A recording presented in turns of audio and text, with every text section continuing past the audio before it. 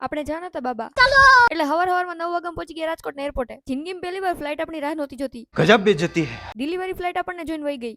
આપણે લઈ લીધી ફ્લાઇટ ની ટિકિટ. अच्छा. મમ્મી જોડે 2-4 કિલો ફોટા પાડી લીધા. ત્યાં આવી ગઈ આપણી ફ્લાઇટ. ફ્લાઇટ ના જૂના માણસો બધા ઠલવાઈ ગયા. मतलब कुछ भी. ફ્લાઇટમાં બેસીને રાજકોટ ને બાય બાય કરી દીધું. કલાકમાં પહોંચી ગયા બીજા ગામના એરપોર્ટે. ફ્લાઇટ આપણને મૂકીને દ્વારકા જતી હતી. એટલે રોતા રોતા ફ્લાઇટ ને બાય બાય કરી દીધું. એકચ્યુઅલી આપણે પહોંચી ગયા હતા અલિયાબાડાના એરપોર્ટે. આપણને લેવા મામા આવી ગયા. જય શ્રી રામ, જય શ્રી રામ.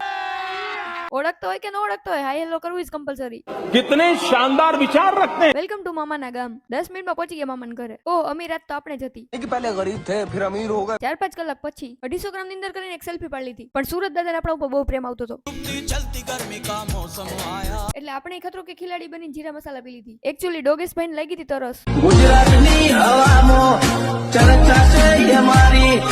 તડકામાં આવી રીતે ફેસ વોશ કરાઈ. ठीक है. ફેસ વોશ કરીને આપણે રેડી થઈ ગયા. આપણે જતા હતા ગામને એક્સપ્લોર કરવા. રસ્તામાં મહાદેવ મળી ગયા. ભોલેનાથ કી જય કહીને આપણે જતા હતા આગળ. પહોંચી ગયા આપણે કબ્રસ્તાન પાસે.